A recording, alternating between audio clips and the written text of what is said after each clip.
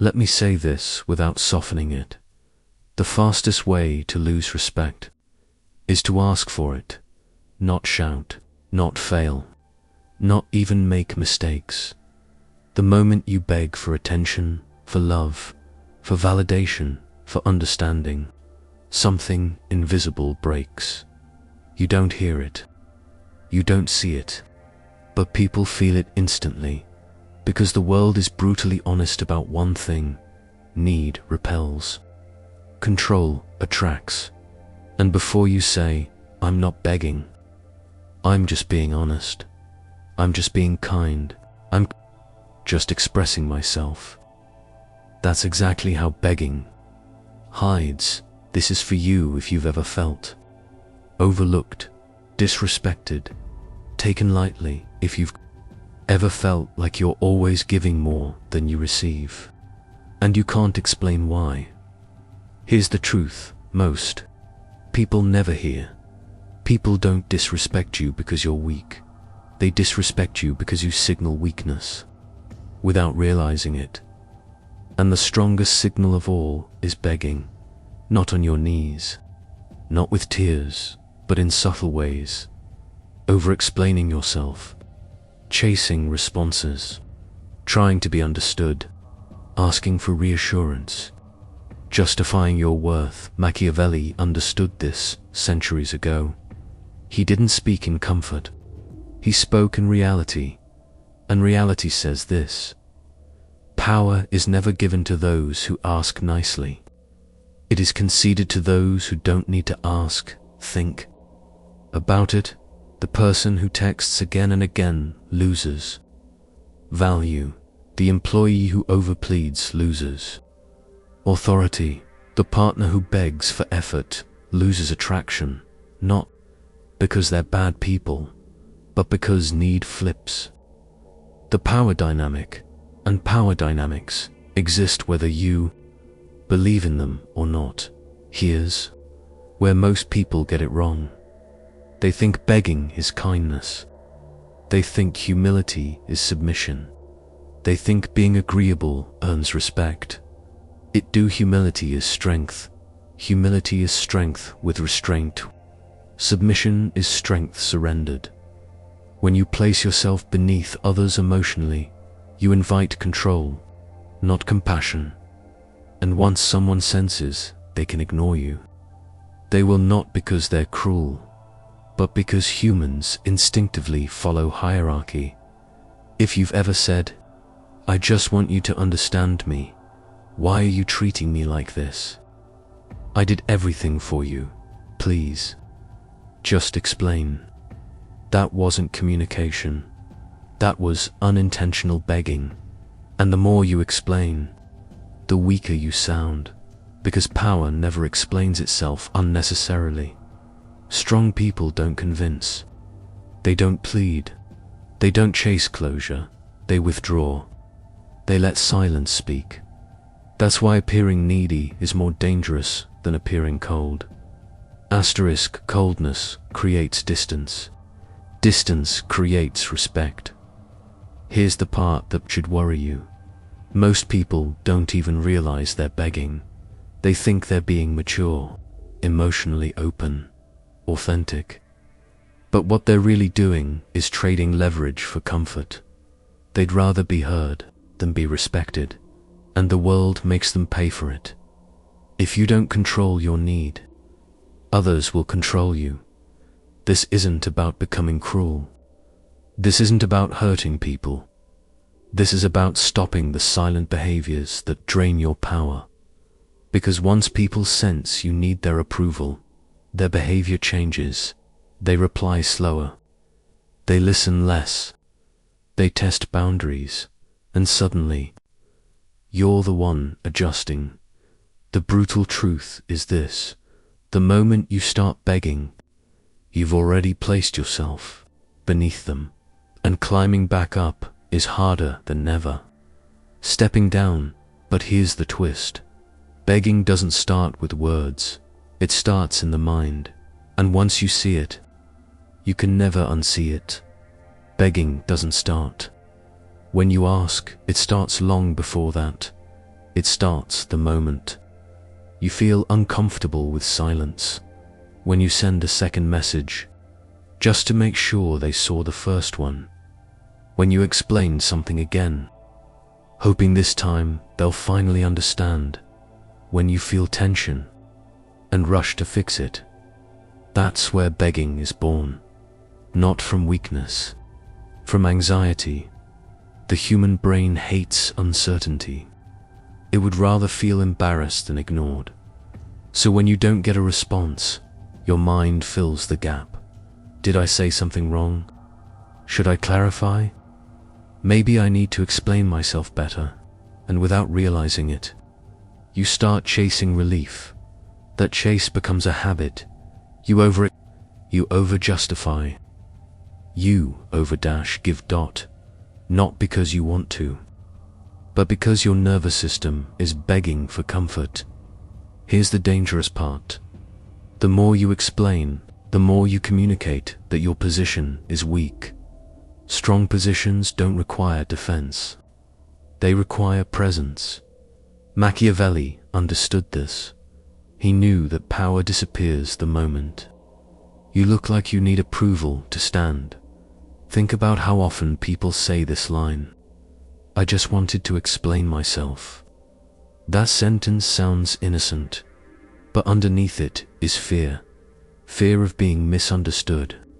Fear of being rejected. Fear of losing connection. So you talk, and talk, and talk. But something strange happens. The more words you use, the less impact they have. Because confidence is concise. Insecure people add details. Powerful people remove them. Silence, on the other hand, creates pressure, and pressure forces the other person to adjust. That's why silence feels uncomfortable, not because it's weak, but because it shifts control away from you. So most people avoid it. They fill the space. They explain the tone. They justify the emotion. They say things like, I didn't mean it like that. I was just trying to help. I hope you're not mad. Each sentence sounds polite, but together, they form a pattern of submission.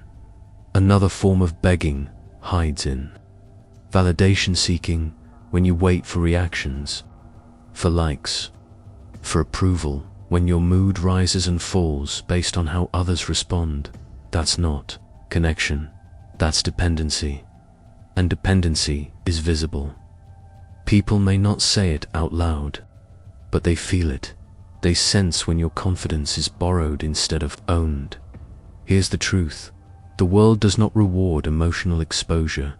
It rewards emotional control, not coldness. Not cruelty, control. And the person who controls themselves never needs to beg others. This is why begging is so hard to spot, because it disguises itself as being nice. But niceness without boundaries is just fear in disguise. Machiavelli warned about this. He saw how people who wanted to be liked ended up being used, and people who could tolerate being misunderstood ended up being respected. Respect doesn't come from explaining yourself. It comes from standing still while others decide how to respond. Most people can't do that. They panic in the pause. They rush to repair something that wasn't broken. And every time they do, they lower their position. So let me give you a simple rule. If you feel the urge to explain, pause. If you feel the urge to chase, stop. If you feel the urge to seek reassurance, stay silent. Discomfort is not danger, it's withdrawal from dependency. And once you stop begging for emotional safety, something changes. People lean in. They listen closer. They feel the shift, because power has entered the room. But here's where it gets uncomfortable. Respect doesn't come from being liked. It comes from something much darker and much more effective. I'll explain why fear creates respect when love fails, and why Machiavelli chose fear not because he was cruel, but because he was honest. Most people misunderstand Machiavelli for one reason. They think he was teaching cruelty. He wasn't. He was exposing reality, and reality doesn't care about how moral you feel. It cares about what works. Machiavelli said something that still makes people uncomfortable today, that it is safer to be feared than loved, not because fear is beautiful, but because fear is reliable. Love is emotional. Fear is structural. Love changes with mood. Fear remains when emotions fade. And before you react, this is not about terror. It's not about threats. It's not about aggression. It's about consequences.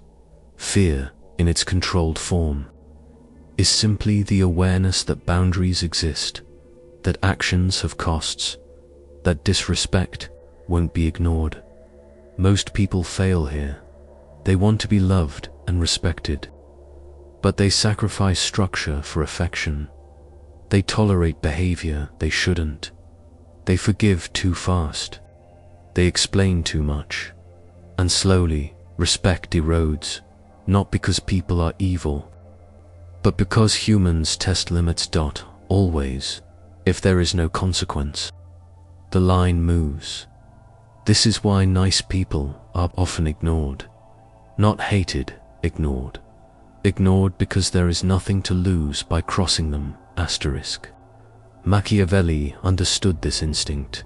He knew people obey power not because they admire it, but because they sense resistance. Fear creates that resistance, not loud fear, silent fear, the kind that makes people think twice. Think about the people you respect most, not the ones you like. The ones you respect notice something. They don't explain themselves. They don't rush to smooth things over. They don't beg for understanding. They let uncertainty exist. And uncertainty creates tension. That tension is fear. A mild one, but enough. Here's the mistake people make. They think being feared means being harsh. It does. It means being unavailable to disrespect. It means when someone crosses a line, you don't argue, you change your behavior, you withdraw access, you reduce warmth, you create distance, and that distance speaks louder than any confrontation. Love says, I hope you treat me well. Fear says, if you don't, something changes. One is a request, the other is a rule. Rules create order.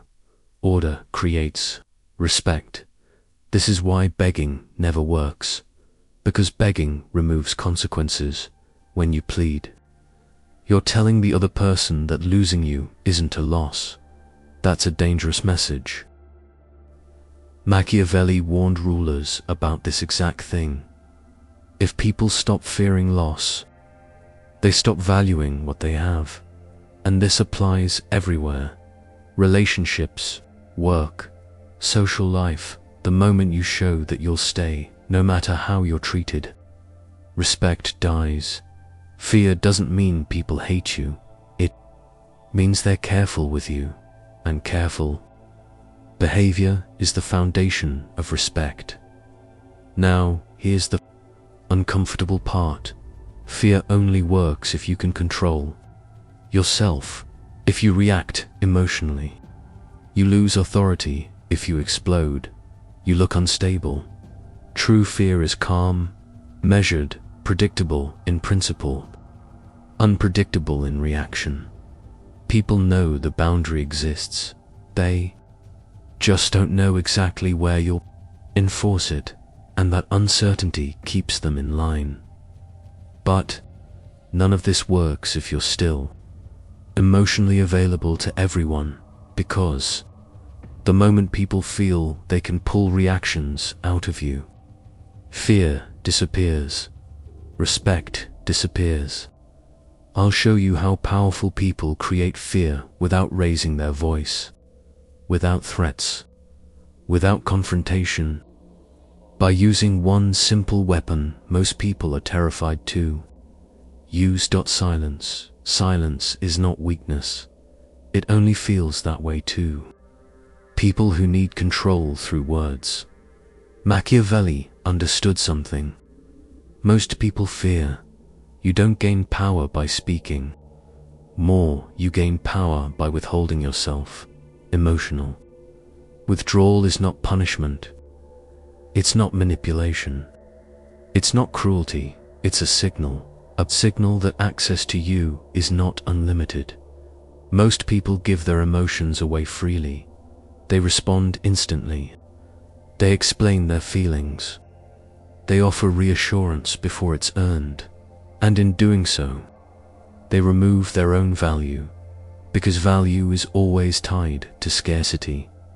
The moment you are always available, your presence becomes cheap. Withdrawal changes that. When you stop reacting the way people expect, their attention sharpens. They notice the absence, and absence creates tension. That tension is power. This is why arguments rarely work. Words invite debate. Silence ends it.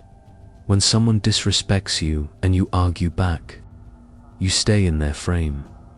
You give them energy. But when you withdraw emotionally, you remove yourself from the game, and that forces the other person to sit with uncertainty. Uncertainty makes people uncomfortable. They replay conversations. They wonder if they crossed a line. They feel the loss of connection. You didn't threaten them. You didn't explain yourself. You simply changed. And that change speaks louder than any speech ever could. Most people are terrified of this because withdrawal feels like loss. They worry, what if they don't come back? What if I lose them? What if I look cold? That fear is exactly why withdrawal works, because the person who can tolerate loss controls the interaction. Machiavelli knew this. He knew power belongs to the one who needs less. Emotional availability is not loyalty, it's exposure, and exposure invites control. Withdrawal restores balance. It tells people, my attention is not guaranteed. My warmth is conditional. My presence has value. And here's the key, you don't announce. Withdrawal, asterisk, you don't explain it. You don't justify it. You let your behavior change quietly. Shorter responses, less emotional tone, more space, not to punish, to protect. And something strange happens. People become careful. They listen more closely. They test less. They respect more because they feel the shift. But emotional withdrawal only works if it's backed by inner control. If you withdraw but feel desperate inside, people sense it. Power must be genuine, and genuine power comes from controlling your reactions. Because the moment someone can provoke you, they own you. I'll show you how to master your reactions, how to stay calm when tested, and why the person who reacts last always wins. Power is not what you say, it's what you don't react to. Most people lose control, not because they are weak, but because they are predictable. They react instantly. They defend themselves. They explain their intentions. They try to correct the moment, and the moment they react, they reveal where it hurts. Machiavelli understood this. He knew that reactions expose leverage. If someone can trigger you, they don't need to overpower you. They already own the situation. This is why emotional control is the foundation of being cold-blooded, not cold in feeling. Cold in response, because the person who reacts first is the person who loses. Position, reactions are admissions, they say. This affects me. This matters to me more than it should.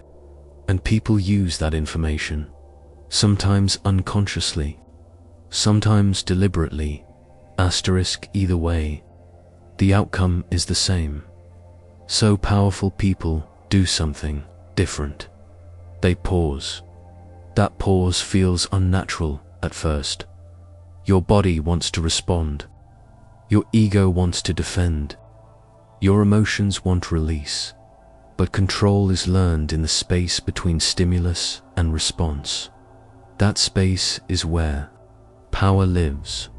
When you delay your reaction, you create uncertainty. The other person wonders, did that land? Did I cross a line? What is he thinking? Uncertainty shifts control.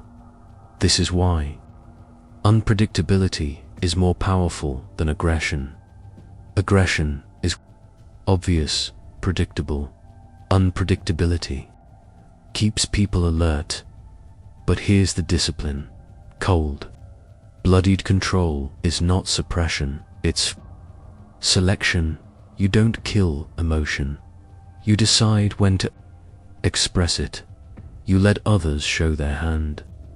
First, you observe. You collect information, while they burn energy reacting. This is how power reverses silently. Most people can't do this because they confuse reaction with strength. They think responding fast makes them confident. It doesn't. It makes them exposed. Confidence is calm.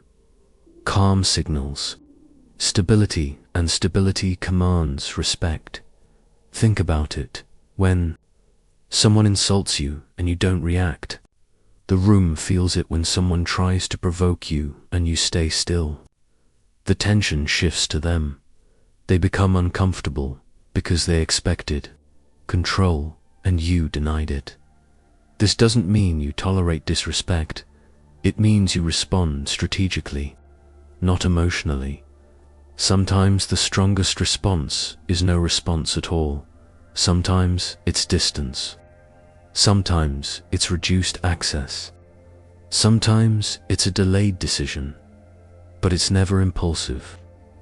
Machiavelli believed that power requires patience because time favors the disciplined. Every time you pause, instead of reacting, you strengthen that muscle, and over time, people learn something about you. That they can't read you easily. That they can't rush you. That they don't control your emotions. And once they learn that, they adjust. They speak differently. They behave carefully. They respect boundaries you never had to announce. But here's where this leads. When you stop reacting, people start watching you. And when people watch you, they begin to chase your attention. I'll show you why people chase what doesn't chase them, and how stopping pursuit makes you powerful without saying a word. People never chase what chases them. They chase what feels just out of reach. This isn't romance. This isn't manipulation. This is human psychology. The moment you pursue, you declare lower value, not in words. In energy, Machiavelli understood this instinct deeply. He knew that attention flows upward.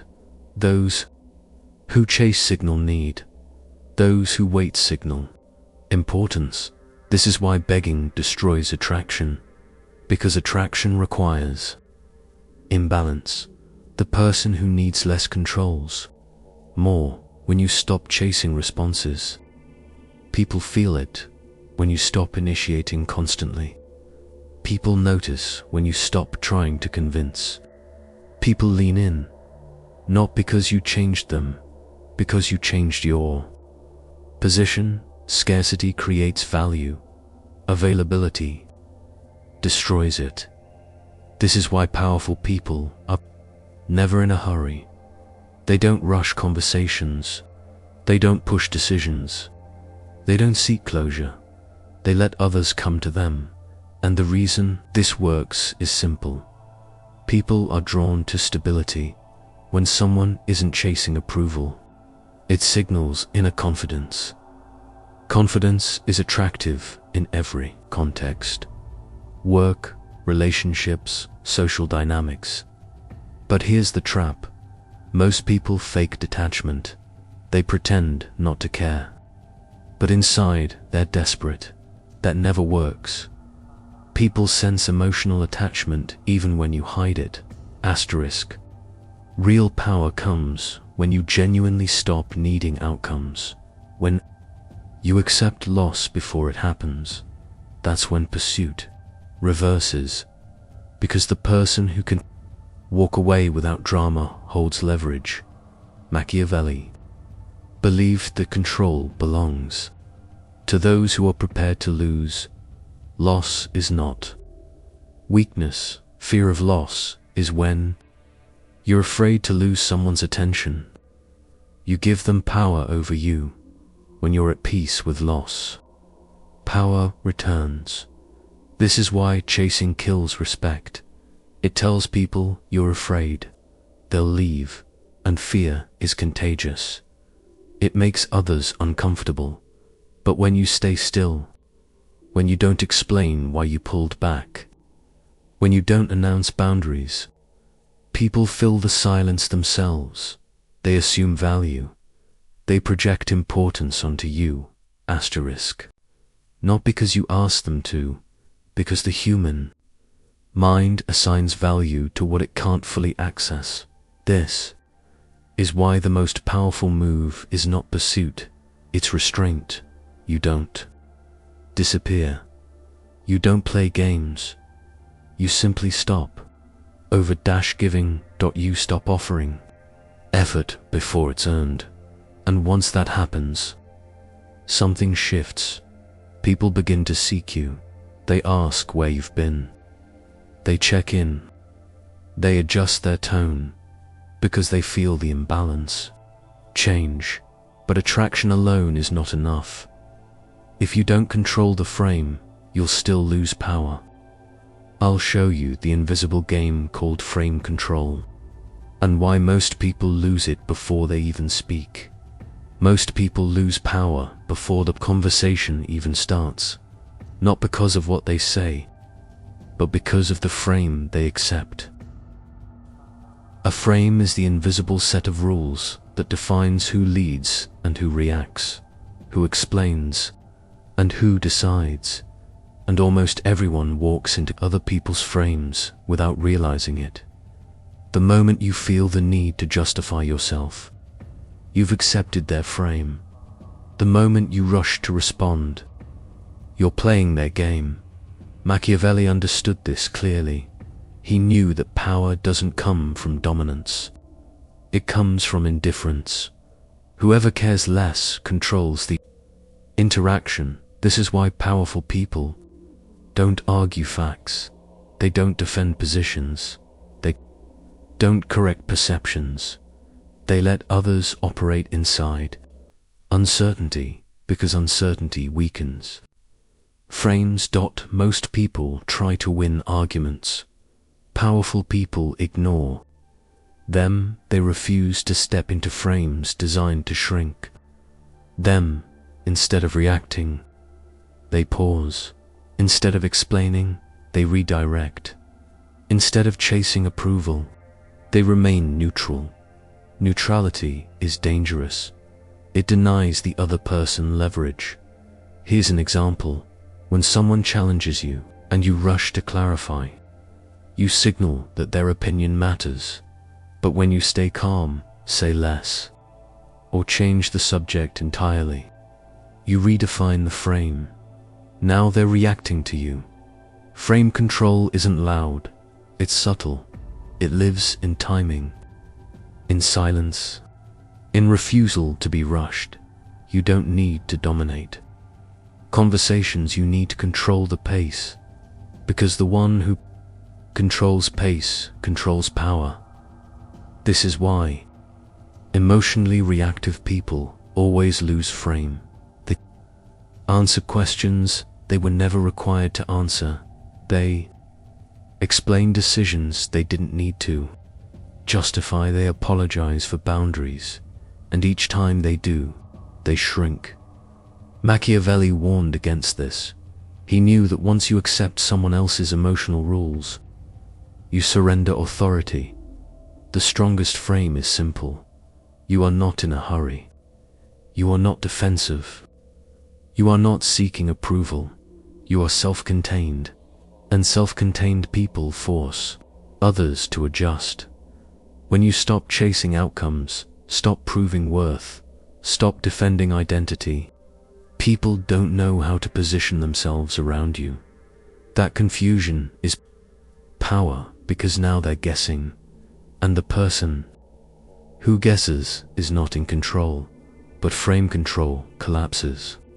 If you still crave approval, because approval seeking forces you back into their reality, will destroy the addiction to approval and show you how to become internally referenced, so no one can pull you out of position. Again, approval is a leash. Most people don't see it. They think being liked is the same as being respected. It isn't every time. You seek validation. You hand someone else control over your self-worth. You feel high when they approve. You feel low when they don't. That's dependency. And dependency kills power. Machiavelli understood this. He knew that a ruler who depends on applause loses authority, because authority is internal. It doesn't fluctuate with moods or opinions. Most people are trapped in this loop. They post, they explain, they over-justify, all in search of approval. They crave reactions. They crave likes, texts, compliments, attention, and it never ends. Because approval is a bottomless pit. It cannot fill you. Power begins when you stop asking, when you stop needing responses, when your sense of worth comes from yourself and not from others. This is what it means to be internally referenced. Your value isn't dictated by reactions. Your energy isn't borrowed from attention. Your confidence isn't negotiable. The moment you detach from approval, something shifts. People notice. Even if you don't say a word, you stop chasing. You stop explaining. You stop overgiving, and suddenly, you are the one setting the terms. You are the one who decides the pace. You are the one who decides access. You are the one who decides boundaries. And here's the key. Detachment is not cruelty. It's clarity. It's saying, my value is inherent. My presence is earned. My attention is not free. Once you internalize this, you stop being predictable. And unpredictability is power. People become aware. They lean in. They adjust. They respect the lines you didn't announce. Approval seeking feels safe. But safety is weakness. Power feels uncomfortable. And that discomfort forces others to take you seriously. We'll take this further. I'll show you how to be cold-blooded without becoming heartless. How to use this internal power to protect yourself while still navigating life. Effectively, being cold-blooded does not mean being heartless. This is where most people get it wrong. They think power requires cruelty. They think distance means indifference. They think controlling others means harming them. It doesn't. Cold-blooded people choose when to care. Not because they lack empathy, but because they value themselves first. They protect their energy. They set boundaries. They conserve influence for when it truly matters. Asterisk kindness is optional for them. not a reflex, not a shield, and that makes it stronger. When you show warmth selectively, people notice. They value it more. They respect it. This is the difference between weakness and power. Weak people give their energy freely. Strong people give it intentionally. Cold-blooded doesn't mean cutting people off. It means prioritizing wisely. It means letting the world feel the cost. When they cross your boundaries, most people are terrified of this. They think distance will hurt relationships. They fear people will leave. But here's the truth. People respect boundaries more than they fear them. They respect strength more than neediness. They follow leaders who control themselves, not those who beg for attention. This is the essence of being cold-blooded. It's not about domination. It's about self-mastery. It's about creating a life where your time, energy, and respect cannot be taken for granted. The power comes silently. You don't announce it. You don't argue. You simply exist differently, and over time, people adjust. They test less. They observe more. They respect the boundaries you never had to explain. This is how influence grows. This is how control is earned. Not through fear alone. Not through love alone. Through strategic balance. Cold-blooded people act with precision. They decide when to show warmth, when to withdraw, and when to remain neutral. That precision creates unpredictability, and unpredictability commands respect. I'll show you the final transformation, the rules you can live by every day to become truly cold, while staying fully in control of yourself and the world around you. Now it's time to bring it all together. The cold-blooded code isn't complicated. It's simple. It's consistent. And it's silent. First rule, stop begging. Never Never justify your worth. Never chase approval. Your value is inherent. Your attention is earned. Second rule, control your reactions. Pause before responding. Delay impulses. Observe before acting. The first person to react loses the game. Third rule, use withdrawal strategically. Step back when necessary. Create space when you feel tension. Let others feel the cost of their behavior. Distance is your silent lever. Fourth rule, be selective with kindness.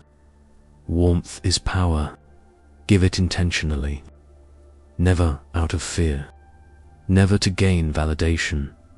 Fifth rule, own your frame. Decide the rules of interaction. Don't accept someone else's emotional narrative. Stay calm, stay neutral. Lead the conversation with presence, not words. Sixth rule, be internally referenced. Your worth does not depend on others. Your confidence is self-generated. Your emotions are yours to control. Let the world adjust to you, not the other way around. Seventh rule, embrace controlled fear, not cruelty, not intimidation, but boundaries that people respect. Let distance, silence, and consequence create respect automatically. Follow these rules consistently, and something remarkable happens. You stop being predictable. You stop being chased. You stop chasing. People lean in. They listen more closely. They respect boundaries you never had to announce. You don't have to manipulate. You don't have to threaten. You don't have to beg. You simply exist differently, and the world responds accordingly. This is not about being heartless. It's about being intentional. It's about being strategic. It's about living life on your terms. Start applying this today. Stop seeking validation. Pause before reacting. Withdraw strategically. Protect your energy. And value yourself enough that others must adjust, because the world doesn't reward those who beg, it rewards those who stand still and let others adjust. If this changed the way you see power, remember this: you don't need anyone's permission to control your life. You only need control over yourself, and that is how cold-blooded power is earned.